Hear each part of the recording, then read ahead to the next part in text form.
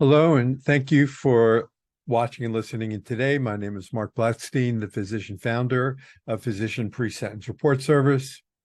Today, I'm going to be discussing self-surrendering and surrendering to either a federal prison camp, FPC, versus a satellite prison camp. They're both basically the same. Federal prison camps, as I said, are freestanding.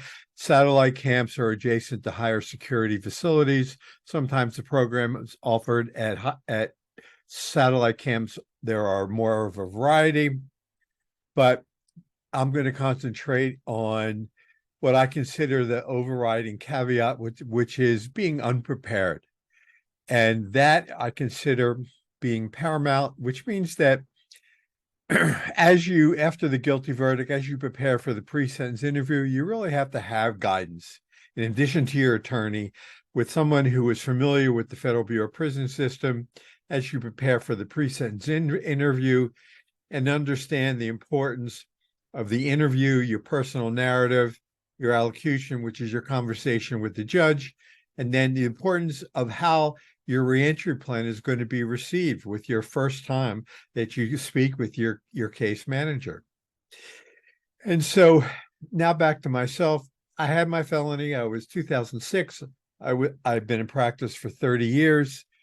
I was charged with a count of mail fraud, wire fraud, and I was not the best defendant at that time. I was a deer in headlights.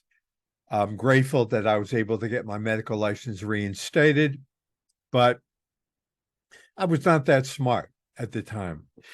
And consequently, I went through this system twice. And that's the story for another YouTube. But my experience gave me the ability to evaluate both a federal prison camp and a satellite camp. And so my first time into the federal prison camp was Pensacola, Florida. The secretary came out. She told me everything was going to be fine. To me, it looked like just any old prison, except there was no razor wire. I was unprepared. I didn't know what to expect. There were guys in there pretty rough looking, but they were nice. They were working their way down from higher security prisons. To them, it was like Disneyland. The rooms house anywhere from 6 to 200 guys. I was in a room of 200. I didn't know any better. I was across from the showers. Again, I didn't know any better, so it didn't bother me. I didn't notice any strict policy when I got there because I just moved smoothly from the secretarial room that I was in into the prison. There wasn't an orientation. There was nothing called the First Step Act that I can recall at that time. There was a lot of contraband, but all of that went over my head because I still was at deer in headlights. And I just didn't pay any attention. Most of my time was I spent walking the track. And in hindsight, none of this was terrible. But again, I was unprepared.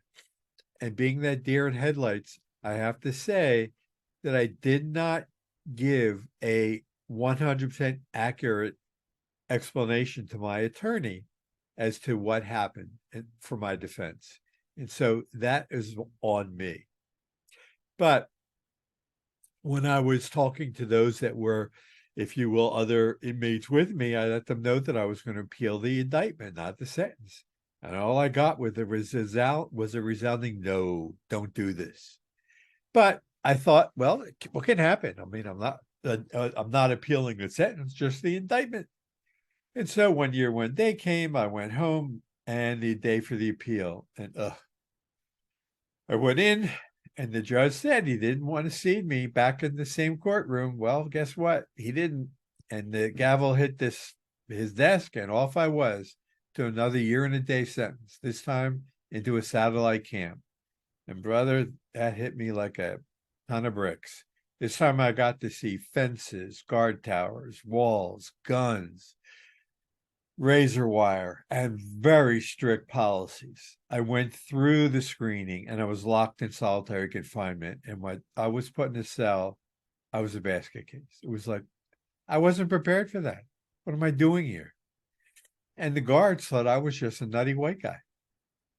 Until it got to the point where they called psychology or psychiatry. The woman came down. She let me out of the room. They put me in a small room. She wanted to know, am I suicidal? And I told her no. She wanted to know if I was anxious. And I said, look at me. Yeah. She wanted to know if I was depressed. And I went, well, yeah. She wanted to know why. And I said, well, if you look at the piece of paper, I was told to come here today. The paperwork that directed me here is driving down the road, but I can't call them. I was already in Pensacola. The paperwork is in your system. I don't know what's going on, but I'm stuck in solitary confinement. Back to the caveat, it's being prepared. I wasn't prepared. And this is part of the motivation that redirected me from, while my license was reinstated and I can be seeing patients, several years back, I decided to transition. Because if I can take what I know and impart part of it off to you, then hopefully you can be prepared as you face this life-altering event called federal prison. I thank you for taking the time to listen. I hope you found this helpful, and have a good day. Please share if you can and subscribe.